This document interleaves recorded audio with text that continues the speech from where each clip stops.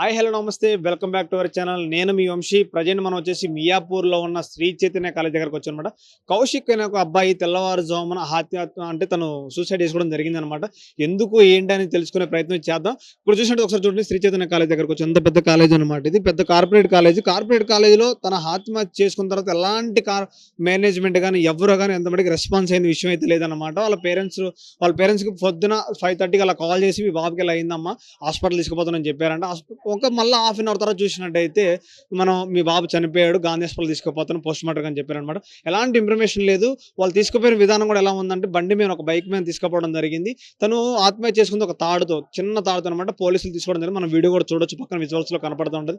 తర్వాత వాళ్ళ మేనమామ గారు పైకి వెళ్ళి అది చూస్తే ఒక ఐప్యాడ్, దాంతోపాటు ఒక తాడు ముక్క సేమ్ తను పోలీసులు ఏది తీసుకున్నారో తను నిర్ధారణ చేశారో తిన ఆత్మహత్య చేసుకుని ఈ తాడుతోని అదే తాడు ఇంకొక ముక్క వాళ్ళ మేనమామ గారు దొరికింది మనకు చూపించడం జరిగింది అనమాట. ఈ విజువల్స్ లో కూడా వాళ్ళ మేనమామ గారు ఏమన్నా ఏ సంఘటన లేదు అన్న, మా పిల్లగాలకి ఎలాంటి ఫ్యామిలీ ప్రాబ్లమ్స్ లేవు, మేము మావాడు మంచిగా ఉన్నాడు.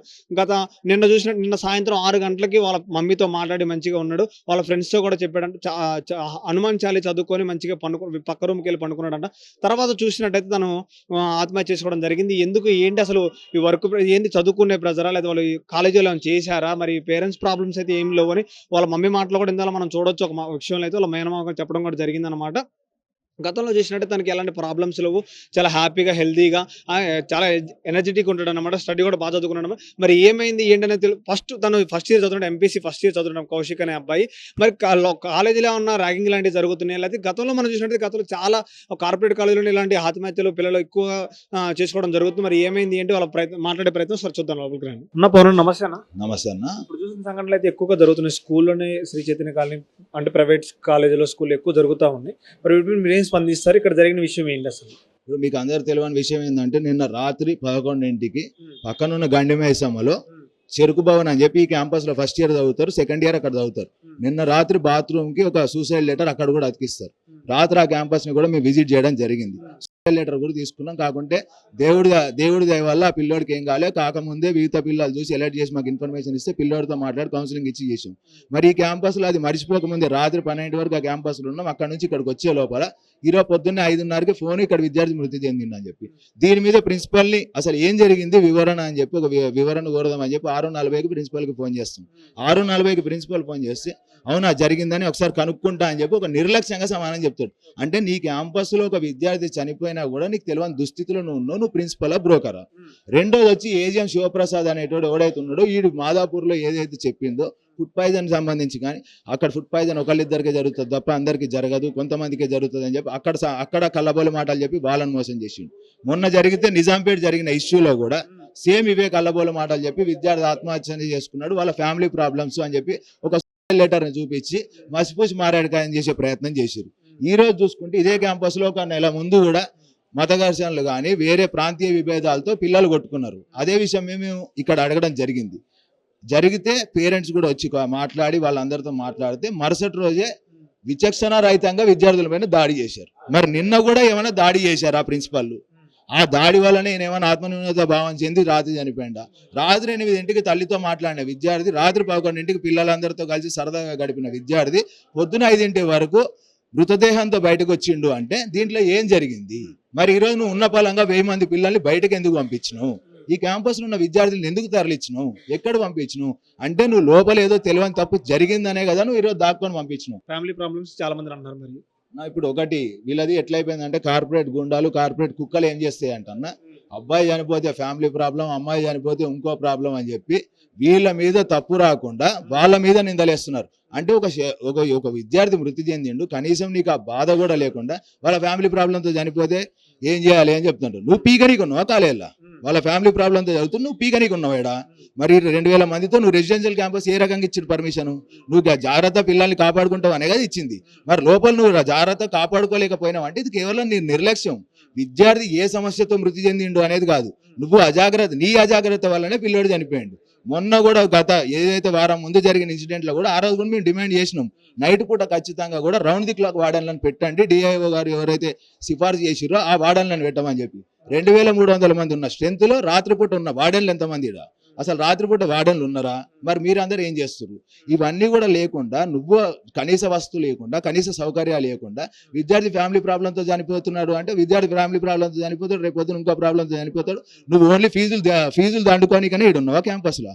విద్యార్థికి ఏది ఉన్నా సరే గేట్ లోపల తర్వాత విద్యార్థి పేరెంట్ ఎవరైతే లోపలికి వదిలిండో విద్యార్థిని ఎట్లా తీసుకొచ్చిండో అట్లా బయటకి పంపించే బాధ్యత నీదే. అతను ఏ ప్రాబ్లంతో చనిపోయిండు అనే సమస్య కాదు. ఇది కేవలం మేనేజ్మెంట్ పెట్టిన ఒత్తిడి వల్ల ఈ కార్పొరేట్ చదువులు తట్టుకోలేక విద్యార్థి చనిపోయిండే తప్ప ఇందులో ఫ్యామిలీ ప్రాబ్లమో అదిగా ఇంకోటో కాదు. వాళ్ళ ఫ్యామిలీ ఏమంటున్నారు? వాళ్ళ మదర్ కానీ ఫాదర్ కానీ ఏమంటున్నారు? మరి మీరు మాట్లాడని చెప్పారు ఇందాక మాతో, వాళ్ళు ఏమంటున్నారు? వాళ్ళ మదర్తో కూడా మాట్లాడే ప్రయత్నం చేసినాం. వాళ్ళు కూడా పుట్టాడు దుఃఖంలో ఉన్నారు. ఉన్న ఒక్కగానొక్క గనుక చనిపోయింది కాబట్టి వాళ్ళు కూడా పుట్టాడు దుఃఖంలో ఉన్నారు. వాళ్ళు కూడా ఏమంటున్నారు అంటే రాత్రి నిన్న సాయంత్రం కూడా పిల్లోడు మాతో నవ్వుకుంటూనే మాట్లాడండి, మాకు అంతవరకు అయితే బాగానే ఉంది, తిన్నామంటే తిన్నామన్నా పడుకున్నా పడుకుంటున్నా అన్నాడు. రాత్రి 11ంటికి వీళ్ళ తోటి విద్యార్థులు ఎవరైతే ఉన్నారో వాళ్ళతో మాట్లాడడం జరిగింది. 11ంటికి కూడా విద్యార్థి ఏదైతే ఉన్నాడో విద్యార్థి అందరితో కలిసి ఆడుతూ పాడుతూ మెలిగిండు.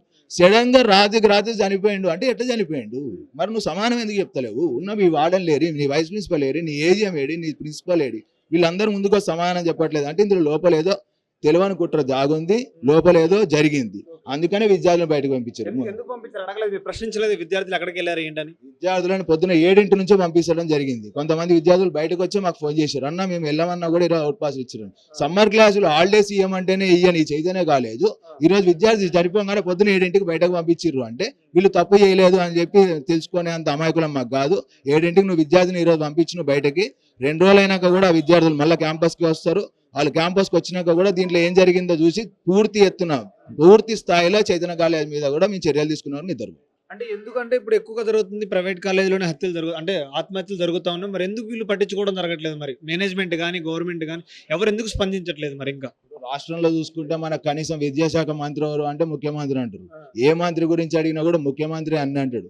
మరి విద్యాశాఖ మంత్రిని పెట్టి నువ్వు ఒక రివ్యూ కమిటీ వేయాలి కదా. ఈ పాటికి నువ్వు విద్యాశాఖ మంత్రి అయినప్పుడు నువ్వు మామూలుగా ఇప్పుడు రాష్ట్రంలో ఏం జరుగుతుంది ఏంది అసలు వరుస ఆత్మహత్యల మీద ఒక కమిటీ వేసి ఏం జరుగుతుందని చెప్పి ఇంటర్మీడియట్ బోర్డు అధికారులతో అందరితో మీటింగ్ ఏర్పాటు చేసి వరుస ఆత్మహత్యల మీద ఒక కమిటీ వేసి దీని మీద స్ట్రిక్ట్ గా ఏమైనా రూల్స్ ఏమైనా రెగ్యులేషన్స్ పెట్టుకోవాలిగా.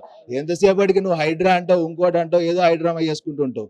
కానీ ఎట్టి పరిస్థితుల్లో కూడా ఈ కార్పొరేట్ కాలేజీలు చేస్తున్న హత్యలను ఆపాలంటే ముందు ప్రభుత్వం మేలుకోవాలి, వెంటనే విద్యాశాఖ మంత్రిని కేటాయించాలి, ముందు ఇంటర్మీడియట్ బోర్డును బర్తరఫ్ చేయాలి. బోర్డును బర్తరఫ్ చేస్తేనే తప్ప ఈ హత్యలు ఏవైతే ఉన్నాయో కార్పొరేట్ హత్యలు దీన్ని ఎటువంటి పరిస్థితుల్లో కూడా హత్యగానే పరిగణించాలి తప్ప ఇది ఆత్మహత్య ముమ్మాటికి కాదు, ఇది కార్పొరేట్ కాలేజీలు చేస్తున్న హత్యనే అని చెప్పి కూడా చెప్తున్నాను. ఓకే అన్న, థ్యాంక్ యూ అన్న. నమస్తే అన్న. అసలు ఏం చెప్పారన్న? కాలేజీలో ఫోన్ చేసి ఫస్ట్ మీకు ఏం చెప్పారు, ఏమైందని చెప్తున్నారు? అయితే ఫోన్ చేసి 6:30కి ఫోన్ చేశారంట. ఇది 5కే ఇప్పుడు 5:15 జరిగింది ఇన్సిడెంట్. వాళ్ళు అన్ని టెన్షన్ పడి మాకు ఫోన్ చేసేలాగే 7:40కి ఫోన్ చేశారు. వాళ్ళకి చెప్పింది ఏంటంటే హాస్పిటల్కి తీసుకెళ్తున్నాం అని చెప్పారంట. మనోడు సరే అని చెప్పి హాస్పిటల్కి మేము ఇక్కడి నుంచి మా బామ్మర్ది ఇక్కడి నుంచి హాస్పిటల్కి వెళ్ళలేకే 10 నిమిషాల్లో మళ్ళీ ఫోన్ చేసి చనిపోయిండు, గాంధీకి పంపిస్తున్నాం అని చెప్పారండి.